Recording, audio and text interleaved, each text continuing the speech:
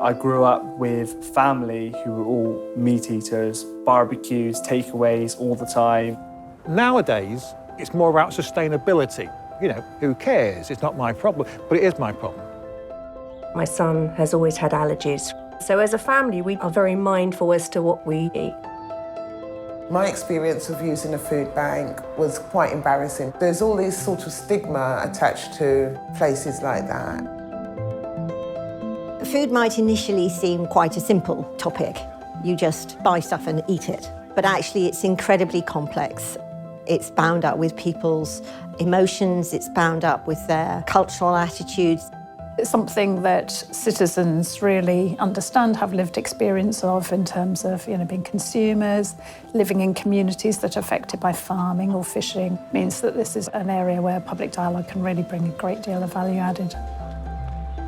The National Food Strategy is an independent review, which is a farm-to-fork look at the current food system and how we got to it. The public dialogue process and engaging with citizens was incredibly important for the independent review. The aim is to bring together everybody in the research system, and that includes public as well as stakeholders, policymakers and researchers. This is a food strategy for everyone across the country that they can feel a part of and see themselves reflected in. Bye, Dad. What they think is incredibly important in how we shape our recommendations and take things forward.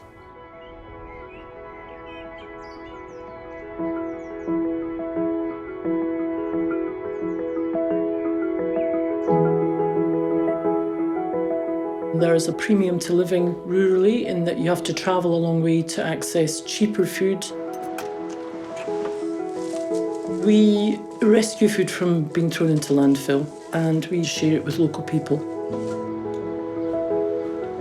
I'm on the cusp of Kent. Why are we not able to buy locally sourced items in this area? Thank you, darling. Thank you very much. Courgettes, small courgettes. Assalamu alaikum. Khalid, my husband, is from Tunisia. He's from a background where everything is freshly prepared, fresh food. There are no ready meals. And then that's the ginger, you can pop that in. Really good mix on that one. My only real concern about the food system was what's happened locally, which is the fishing industry, because it used to be, and the point is, still the major employee of the area. I'm at the University of Bristol studying biology.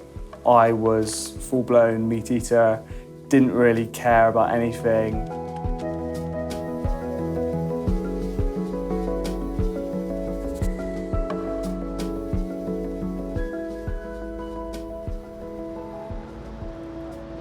A public dialogue is quite different from other types of consultation because it really gives time to the participants to meet several times, and it gives them a chance to interrogate specialists, to bring their own lived experience into small group discussions and individual deliberations.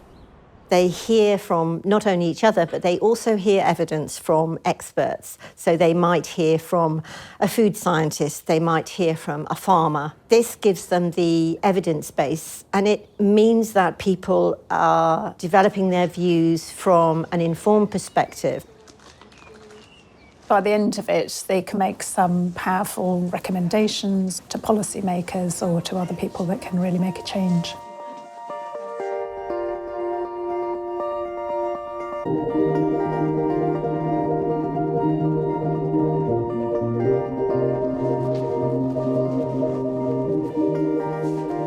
This is my National Food Strategy little booklet that I've taken away from the workshop. Question on here was, how important is where food comes from to you, and how important is buying British and local food? One of the advantages of public dialogue in comparison with other approaches to engaging the public is that it allows you to get to the values and principles that underlie their attitudes, but they are hard work. They are not easy things to carry out, which means that they're taken very seriously. Policymakers who undertake these sorts of processes have to be committed to them. Thank you. Before the public dialogue, my initial expectations was very low. I thought it was a tick-in-the-box exercises. Right at the start, I just attended thinking about the money that I'm getting out of it. At first, it definitely was quite awkward to talk to people with responsibility. But when we were in those smaller groups and they asked us what we thought, it was nice to talk with people who you actually knew could make a difference. I was like a rabbit in headlights with all the information that I got. I mean, I was completely blown away how farming works, the transportation of food, how far it actually goes across the globe to get here. There was a specific talk about meat, red meat, being cancerous. And it was that presentation, that's where it's all kind of shifted for me. And it was at that point that I tried to be vegetarian. For me, the change started to happen on the second session we had, when the people that were running the meetings, they were listening to us. And this all of a sudden lit a spark in me, thinking this could make a difference. We all had feedback for any points that we had given to say that, OK, this is something that we are going to address. For me, that means you're listening to me. You know, you're taking what I'm saying on board, because I'm just one small person. But if you think that my view counts, then that means so much to me. If you are just listening to those with a more vested interest, stakeholders, farmers, supermarket bosses, you only get a very partial perspective. What's really important to a national food strategy is that it takes the public with it. UKRI is interested in the whole system, not just in parts of the system.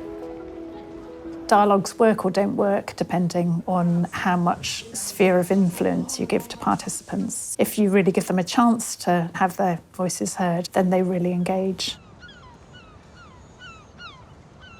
The main reason why this entire process felt significant was because there's so many people from different backgrounds of public that were all in this discussion together and listening to each other's views.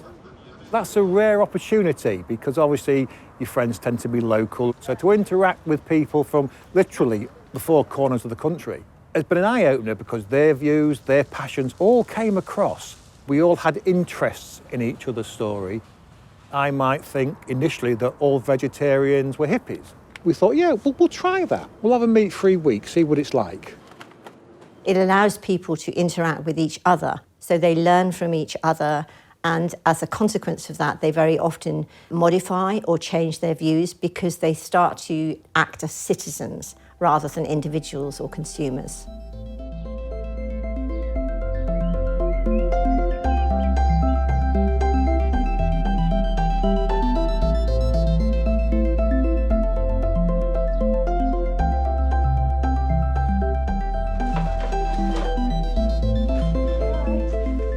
COVID had quite a dramatic impact on this particular dialogue, but the important thing was to keep the momentum up with people that had been involved. Bear in mind that a lot of them were facing huge anxiety about their jobs, about being able to put food on the table for their family, and they found that taking part in online events, chats with each other really helped. The online forum was brilliant that, we were all experiencing similar things. And just to be able to discuss it with other human beings, it just gave that other connection. It was the first project that Sciencewise had taken online. Obviously, there are challenges there because not everybody has access to the right technology. And I know that a few of them, the Zoom thing just was, they were freaking out about having to do it. And using computers was kind of like a barrier for them. Whereas in the face-to-face meetings, they were talking and contributing. The meeting in person was great because you got to build rapport with the individuals that you were in the workshop with, not just in your smaller groups, but the wider room as well. That was the only downside to doing it on the online forum, the fact that you couldn't go away and speak to anyone. I actually preferred the online sessions. I felt more comfortable at home. I felt I could open up more, but I still got the interaction that I had with the people, which I liked. I think that the pandemic has helped us to understand that you can have these rich conversations online. I'm still not 100% sure that they are the same as the conversations that you might have face-to-face. We've become much more aware of the strengths of using multiple channels and multiple tools to engage people.